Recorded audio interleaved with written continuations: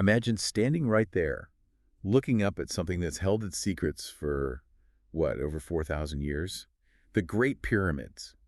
They're not just old stones. They feel like silent guards, Yeah. built for, well, forever. It really is mind-boggling when you think about it. Millennia they've stood there, watching empires rise and fall, and yet what's truly inside, much of that has just been a complete black box. They really push our understanding of what ancient people could do. Exactly. And that's what we want to dive into today. We're looking at how new tech, really cutting-edge stuff, is finally letting archaeologists peek behind the curtain, so to speak. We'll get into some, frankly, astonishing breakthroughs, giving us a glimpse inside like never before. We'll talk about what they actually found, tackle that huge mystery of how they were built. Which is still such a debate. Oh, absolutely. And we'll try to connect the dots, between what the Egyptians believed and these massive structures we see elsewhere around the globe. Yeah, moving beyond just guessing, we're talking about actual recent discoveries now. Peeling back layers sealed for literally thousands of years. So picture this. They find a hidden tunnel. Not just any tunnel, but one carefully hidden by the builders themselves, leading to rooms nobody's seen for millennia. What could be in there? That's the question we're chasing. For literally centuries, what was really inside the pyramids, the deep structures, was just guesswork. Right? Scholars, adventurers, everyone had theories, but getting inside. Well, yeah, how do you even start? These things are solid stone, mostly. You can't just knock a hole in them without risking massive damage to something irreplaceable. It's that classic archaeological problem, isn't it? How do you explore without destroying? You need something revolutionary. And that's where the technology comes in. Recently, a team used ground-penetrating radar GPR. Forget picks and shovels for a minute. This is about sending signals, electromagnetic waves, into the stone. Right, GPR. It's like giving the pyramid an X-ray, almost. That's a good way to put it, yeah.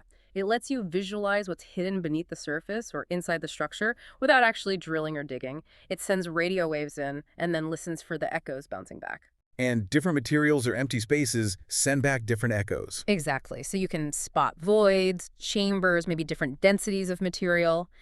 It essentially builds up a map of the inside. It's become a standard tool now, but applying it to something like the Great Pyramid, that's ambitious. And what it showed them, well, it was pretty compelling. Deep inside one specific pyramid, the scans showed these anomalies. Yeah. Clear signs of hollow spaces. Yeah, significant voids. Chambers that, according to all records and previous explorations, nobody had ever entered. Sealed for over 4,000 years. Wow, so that's the first real hint. That there really were hidden worlds tucked away inside. Precisely. That GPR data, seeing those voids pop up on the screen, it wasn't just abstract data, it was like an invitation from the past. It shifted everything from maybe there's something to, okay, there is something, now how do we look closer? So, the GPR gives them the target. But then comes the really delicate part, the actual digging. I imagine it's incredibly slow work. Oh, painstaking. You have to approach it with immense care. The team started the excavation, but it's piece by piece, removing stones, carefully sifting through sand and debris, everything documented. You have to be able to ideally put it all back if needed. That methodical approach, it shows real respect for the site, doesn't it? Every little piece matters. Absolutely. It's science, but it's also stewardship. You're dealing with history that's been frozen for millennia. Patience is key. And then they find it. A narrow opening. But not just any opening. It's clearly a hidden tunnel. Something the original builders went to great lengths to conceal. The fact that it was deliberately hidden is huge. That tells you immediately whatever lies beyond wasn't meant for just anyone to find. It was secret, maybe sacred. Yeah, and the fact it stayed hidden for so long, that speaks volumes about their skill, doesn't it? Their engineering and planning. Incredible foresight. They really understood how to preserve something, how to seal it away from time itself almost. So the explorers, the first ones to go in. Can you imagine descending into that darkness? You're literally the first footsteps in thousands of years. The feeling must have been electric. Every step is like traveling back in time. The air itself, untouched, heavy. You're breathing the same air, essentially, that was sealed in millennia ago. Thick with history. Yes. Wow. It makes history tangible, Not just something you read about. You're in it. Okay, so after all that buildup, the GPR, the careful digging, finally getting inside, what did they actually find? What was waiting in those hidden chambers? Well, it wasn't just one thing. The journey deeper revealed a series of chambers, and each one seemed to tell a slightly different story. It gives you a much more complex picture of the pyramid's purpose. Right, not just one big empty box. Not at all. Some chambers were surprisingly empty, just silent, echoing spaces, almost like they were meant to be empty, perhaps like symbolic voids. Interesting. But others weren't empty. No, others held fragments. Pieces of the past. Bits of beautifully made pottery, some showing this jackal-headed god, Duamutef, who you don't see depicted quite as often. And tools. Tools made from some kind of hardened metal alloy we haven't quite identified yet. An unknown alloy. Really? Yeah, suggesting pretty sophisticated metalworking.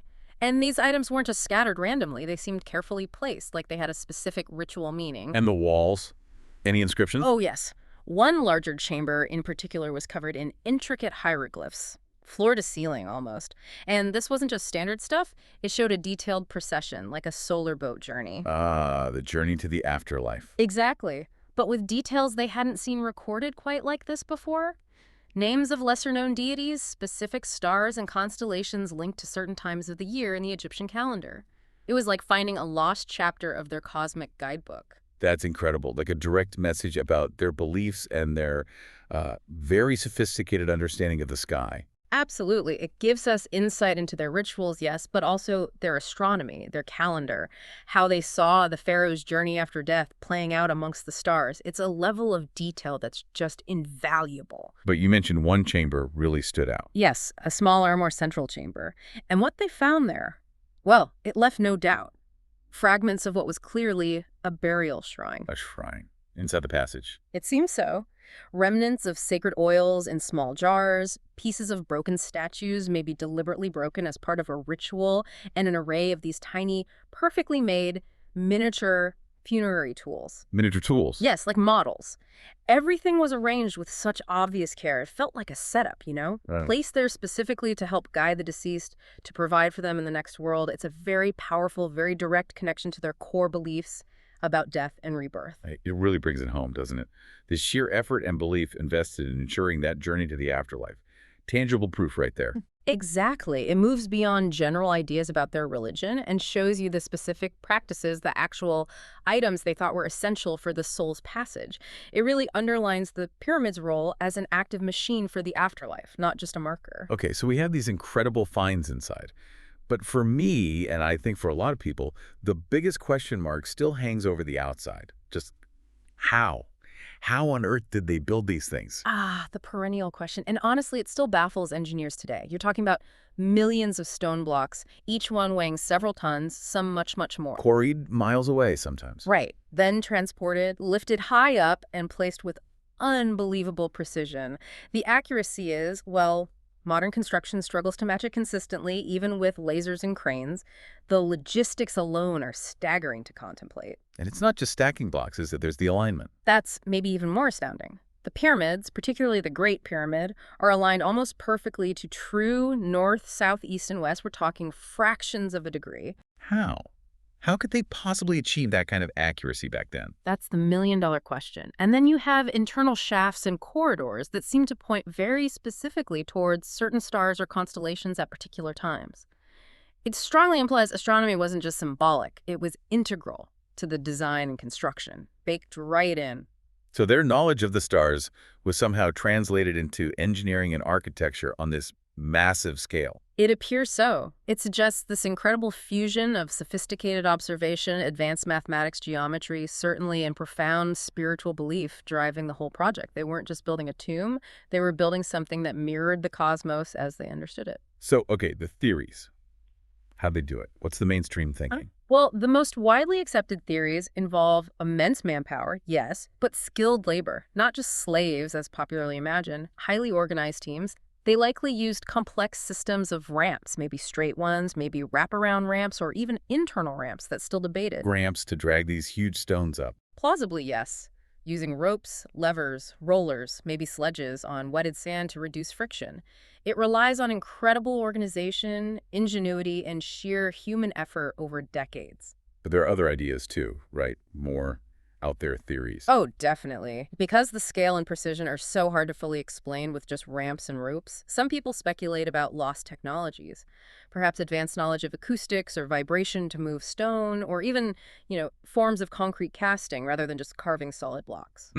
Interesting. So it's a spectrum from organized labor to something else entirely. Pretty much. The lamps and labor model highlights human ingenuity and organization. The lost tech ideas push us to question if we're underestimating their scientific capabilities. The truth is, no single theory perfectly explains every single aspect, which is why the debate is still so active. Right. It keeps the mystery alive. Now let's circle back to the purpose. We talked about the shrine, the artifacts inside like gold leaf fragments, those oils, the tools. It paints a picture beyond just burying a king. Absolutely. Those specific items strongly suggest ritual activity. They reinforce this idea that the pyramid was fundamentally a gateway, a machine designed to facilitate the transition to the afterlife. The Egyptian belief system. Mm, It was all about cycles, right? yeah. Life, death, rebirth. Exactly. A very complex understanding. And every single element of the pyramid, its shape, its alignment, the texts inscribed inside, the objects placed within it, was all geared towards ensuring the pharaoh's soul, or perhaps more accurately, the Ka and Ba, could navigate the dangers of the underworld and successfully achieve rebirth among the gods. So it's not a passive monument. It's an active participant in that journey. Precisely. Think of it as a launch pad for eternity. And we see confirmation of these beliefs in the mummies found nearby, preserved with such incredible care, surrounded by treasures and provisions for the next life, sealed away. It's this whole package deal for immortality. It was. Their entire worldview, religion, science, architecture, art, social structure, it all seems to converge in these monumental projects. It's a remarkably unified vision. That integration is just fascinating. Now, stepping back even further, Egypt wasn't building in isolation, were they? We see massive, mysterious structures elsewhere, too. That's a crucial point. When you look globally, you find echoes. Think about the Mayan pyramids in Central America.